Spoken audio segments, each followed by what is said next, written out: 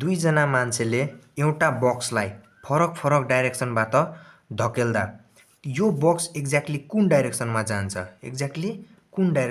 जान्छ तपाईहरुलाई लाग्दै होला कि यो सिम्पल एडिसन मेथडबाट हुन्छ बट नो। नमस्ते सबैलाई, welcome back to Nez learning. आजको भिडियोमा हामीले प्यारालेलोग्राम ल भेक्टर एडिसनलाई सिम्पल तरिकाले बुझ्ने छौं र यसको डेरिभेसन पनि गर्ने छौं।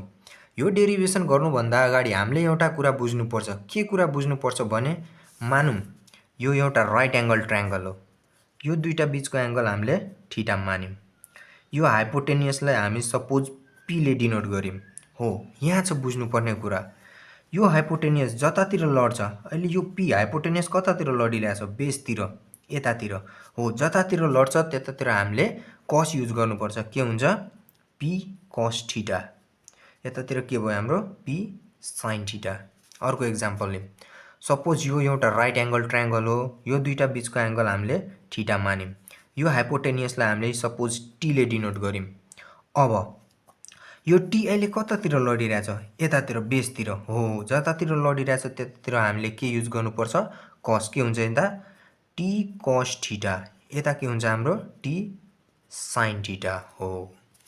ल, अब डेरिभेसन तिर लागौं त। प्यारालेलोग्राम ल भेक्टर एडिसन, यसको डेरिभेसन गर्नलाई हामी एउटा प्यारालेलोग्राम क्रिएट गर्नुपर्छ। मानौं यो एउटा पोइन्ट A हो। यो पोइन्टबाट दुईवटा फोर्स फरक फरक डाइरेक्सनमा गइरहेछ।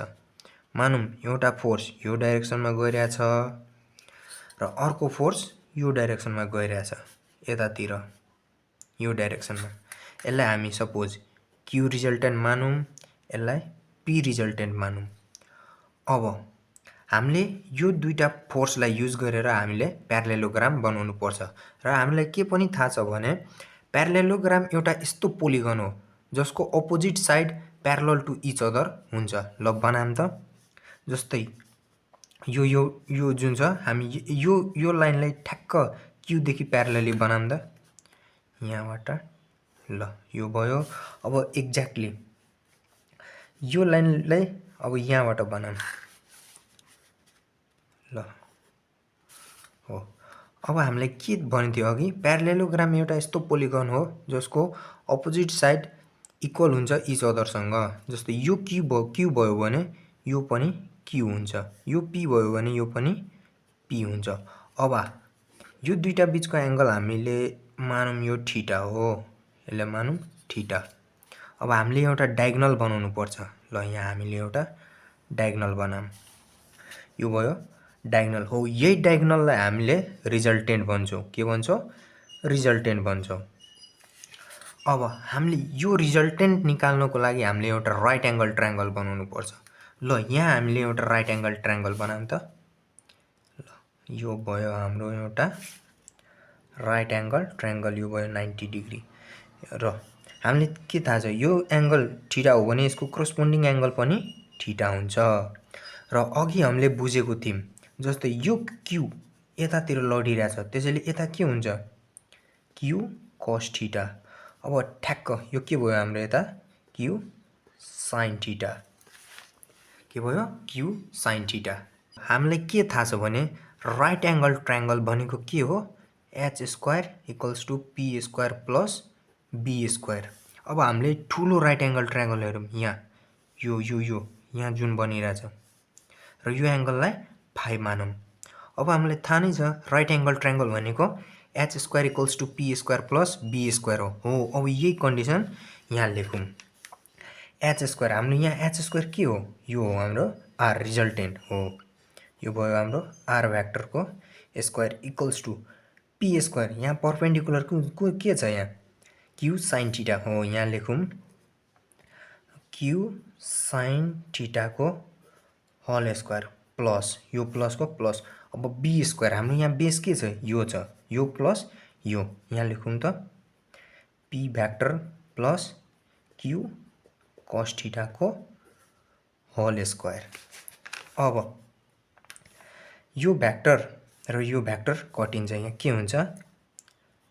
r स्क्वायर इक्वल्स टु यो q sin थीटा स्क्वायर के हुन्छ?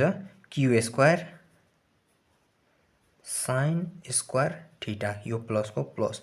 अब यहाँ के लागिरहेछ हामीलाई ए प्लस बीको होल स्क्वायर के हो ए प्लस बीको होल स्क्वायर हामीलाई थाहा छ ए प्लस बीको होल स्क्वायर के हुन्छ A square plus 2ab plus be square के हुन्छ यहाँ लेखौँ A square plus 2ab plus be square हो। अब यही यसलाई बनाऊँ त ए स्क्वायर यो यसको स्क्वायर के हुन्छ पी स्क्वायर प्लस 2ab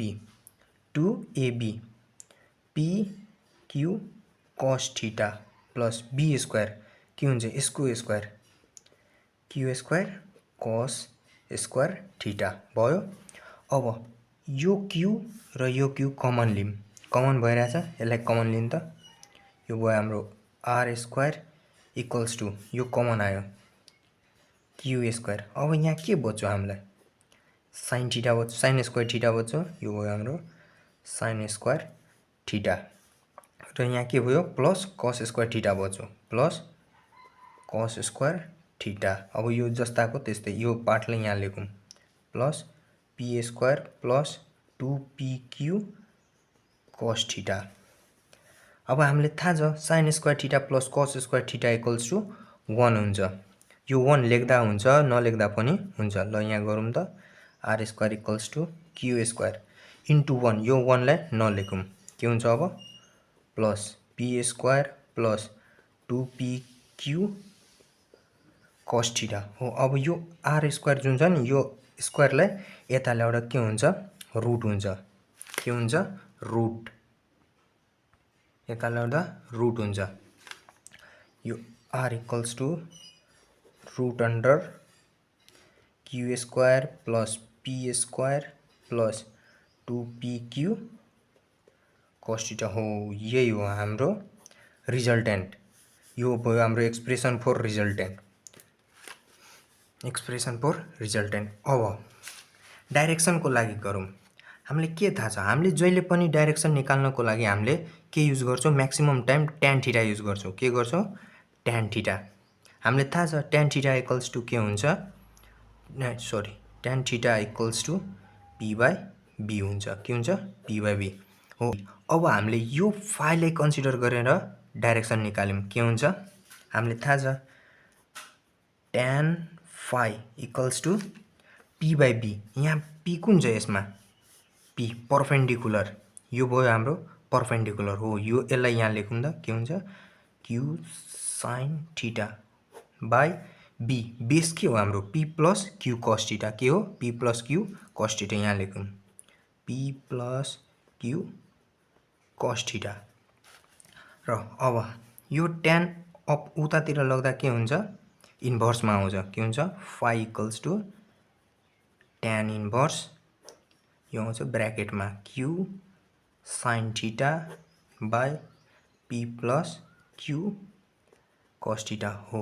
यो एक्सप्रेसन भयो हाम्रो डाइरेक्सन निकाल्ने। ल यो भयो हाम्रो एक्सप्रेसन फर रिजल्टेन्ट यो भयो हाम्रो एक्सप्रेसन फर डाइरेक्सन।